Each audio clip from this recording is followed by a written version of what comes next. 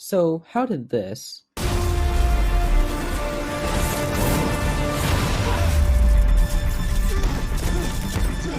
and this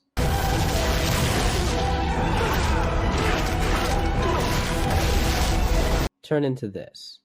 Down, kill the adversary.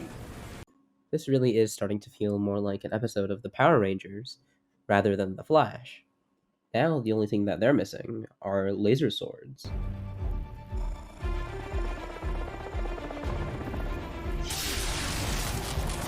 Well, looks like they got that too. Jokes aside, this is really how a lot of people feel about the show's recent seasons, and I think I can see where they're coming from. Today, I will be attempting to take my shot at one of the biggest questions and problems surrounding CW's The Flash. Why is the show so much worse than it was in previous years, and what really happened? In this video, I'll go over some of the reasons why I think the show has been on a downhill trend, and this will include criticism of the plot of the show. So if you are at all concerned about any spoilers, I suggest that you click off now. Now that we've got that out of the way, let's move on to our first point. The characters. Over the 8 season run the show has had so far, we've had many characters show up. You have your regulars on the show that have been there since the first season, characters such as Joe West, Iris West, Caitlin Snow, and previously Harrison Wells and Cisco Ramon, just to name a few. Well, one problem the show has is that their list of regulars keeps growing. No matter if these characters are just there for the season or if they plan on staying for future seasons, there is one evident problem. There are way too many characters on the show. Having this large of a number of characters complicates the show far more than it needs to be complicated any further. With the extra characters in play, each one has to have their individual stories developed in one way or another. But with the limited time in each episode, these character developments start to feel messy and almost random at times. In a lot of cases, these side plots, so to speak, end up being a distraction from the main plot, feeling more like a mere time filler to the viewers rather than being what should be a meaningful and interesting storyline. Overall, I guess the characters just feel a lot less impactful in these past few seasons. I mean, how can every character make a significant impact on the main plot if there are so many of them? It's also a reason why a lot of the newer characters on the show, like Chester P. Runk and Allegra Garcia, aren't really likable. I feel like if they cut down on all of the fluff and gave these characters a way to shine that helps instead of hindered the main plot, it could really do the show and those characters some good. The last detail I'd like to add about the characters is the problem with having too many heroes with metahuman abilities, specifically the speedsters. Sure, it may have been entertaining when we got to see a cool new speedster like Wally West or Jesse Quick pop up to fight alongside our Scarlet Speedster every once in a while, but as it stands, it's getting old quick. Recently, it seems like everyone's becoming a speedster. They might as well call the show The Flashes at this point. We have Barry Allen himself, Nora Allen, or XS, Bart Allen, or Impulse, Jay Garrick, Wally West, and Speed Force Nora. And once in a while, Iris gets super speed too. Because why not? Keep in mind that this wouldn't have even been that bad if their appearances on the show were spaced out. But we've seen that this hasn't been the case during times like when 6 speedsters went toe to toe with Godspeed and his clones.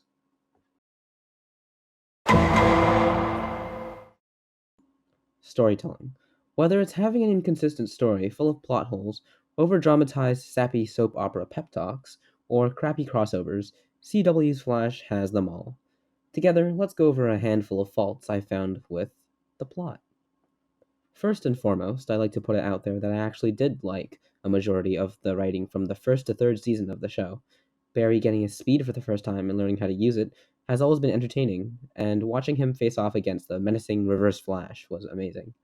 Sure, it had its weak points here and there, but the story was interesting and engaging, and it kept me hooked and always wanting to watch another episode. The same was true for the second season and how they introduced Earth 2. with Zoom being a villain possibly even scarier than the Reverse Flash, which we didn't even think was possible. Though I wholeheartedly enjoyed the third season, I believe this is where the show started to go downhill. It included a third speedster villain, which honestly didn't bother me all that much. What bothered me was that this season changed the entire tone of the show. The whole season focused on how Iris's death was prophesized by Savitar, and from what had once been a more lighthearted show, balancing comedy and action, had now become a depressing suckfest.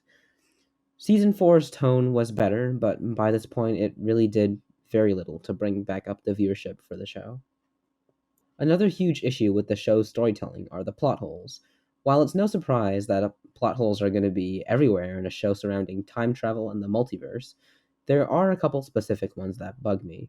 The plot hole I'm talking about are the Arrowverse's rules on time travel. Cause and effect is defined as a relationship between actions or events in which at least one action or event is a direct result of the others. If we connect this to key moments in the show, we can see how the logic of everything starts to unravel itself. For example, when Eddie Thawne shoots himself in season 1 to erase Eobard Thawne from existence. As expected, Eobard is purged from the timeline, erased from existence, if you will. But then he returns again and again in later seasons, and this shouldn't be possible. But the show just ends up chalking it up to Speed Force magic stabilizing the timeline. Even in the show, when cause and effect is addressed, Savitar mentions and just brushes it off, saying this. Cause and effect's a tricky thing. Didn't work so well for Eddie, did it? Shot himself in the chest. Dawn's still kicking around. See, that's the thing about time travel, Barry. The more you do it, the less the rules apply to you. What does that even mean, Future Barry? It kind of just feels like a patch that the writers slapped on to make a weak attempt and fix the whole time traveling problem. The last thing I want to address is how cheesy the episodes have become, starting since especially around the start of season 5. What I mean by this is that every episode seems to have Barry or some other character learn some kind of moral lesson. The episodes seem to follow a sort of formula for this to happen. Team Flash faces off against an evil metahuman. They lose, and then they have to overcome some kind of emotional or mental barrier, and then they confront the villain again, this time coming out on top. On multiple occasions, they've even used these sappy pep talks to talk down the villains. One particular moment that bothered me was when the writers decided it was just a great idea to have the Mirror Master be talked down and convinced by Barry, essentially, to stop her entire evil plan. Mind you, this was the big bad whose story and villainous plot was being developed over the entirety of the second half of season 6. Eva, it's never too late to do the right thing. You told me about your dream to help people. You still can. Right here, right now.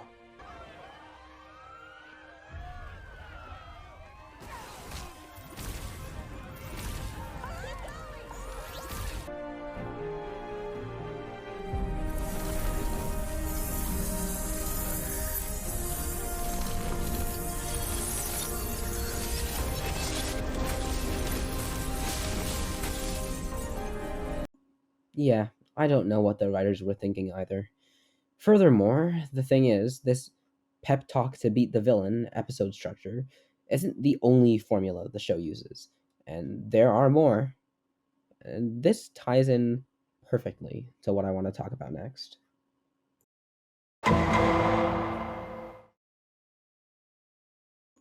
Show structure. Now, besides how each episode is structured, we can also talk about how seasons as a whole are structured. Originally, The Flash had one main villain per season. This would work somewhat well, considering every episode had a smaller villain that was usually connected to the big bad in some way, shape, or form. The evident problem with this was that the showrunners and writers had to find a way to somehow stretch one villain's story arc over a 20 plus episode long season. Some seasons structured this way worked better than others. This worked for season 1 because the villain, Harrison Wells, or technically Eobard Thawne, was a part of Team Flash and mentored Barry, making for a surprising twist for the season. Season 2 found success using the same method, instead by introducing Earth 2, creating doppelgangers of our favorite characters, keeping the show from going stale. Season 3 once again used the same method, but to a less successful extent. This was because almost every episode was about the same thing, saving Iris from Savitar. I found the fourth season with DeVoe, or the Thinker, slightly better, as Team Flash went on their quest to find all the bus metahumans, or bus metas, as DeVoe worked his evil scheme in the background. The fifth season is when things got so much worse. During the fifth season, the main villain was Cicada. The problem with Cicada is that neither him or his villain arc was interesting in the slightest. From having him be the villain to his daughter taking up the Cicada mantle, the viewers didn't really care for it. At the end of the day, Cicada wasn't even a metahuman, and during every fight, he would just throw his dagger and take away all of Team Flash's meta abilities.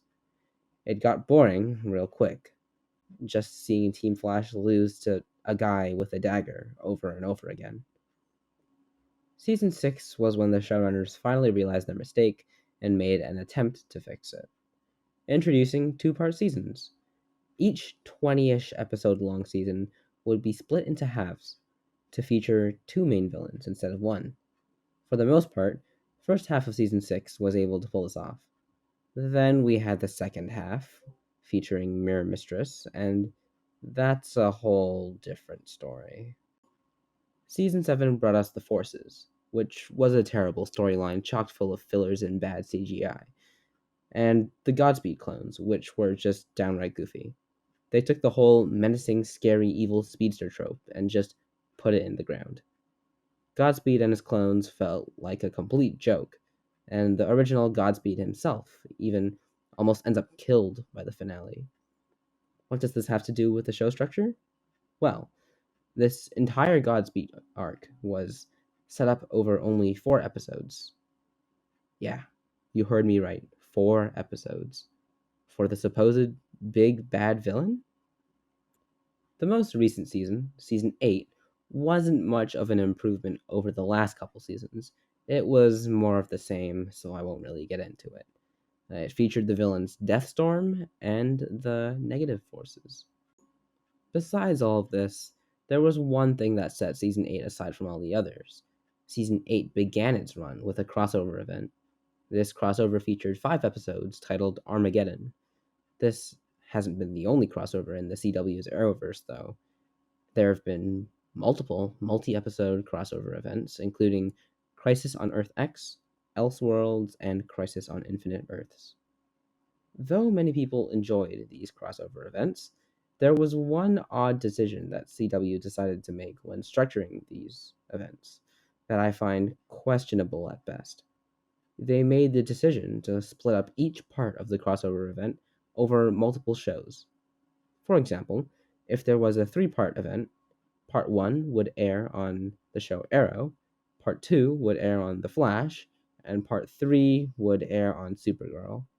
Now, this may have been good for viewers who had access to all the shows, but for people who only had access to one streaming service, such as myself, or lived in countries where such content wasn't available, it made it quite literally impossible to watch an entire crossover. When I initially went to watch these multi-episode events, I was heavily disappointed that I couldn't even see how they concluded and instead had to rely on episode summaries on Google, and that really just isn't the same. Whew, and just like that, that was my criticism of CW's The Flash. I tried my best to compress all my thoughts into this shorter video, but there's a lot more that can be said. I think it's safe to say that the show has its fair share of problems. This upcoming season, being season 9, has been confirmed to be the last season ever. And though the show has gone downhill the past few years, and it may be for the best, I can't say I won't miss it.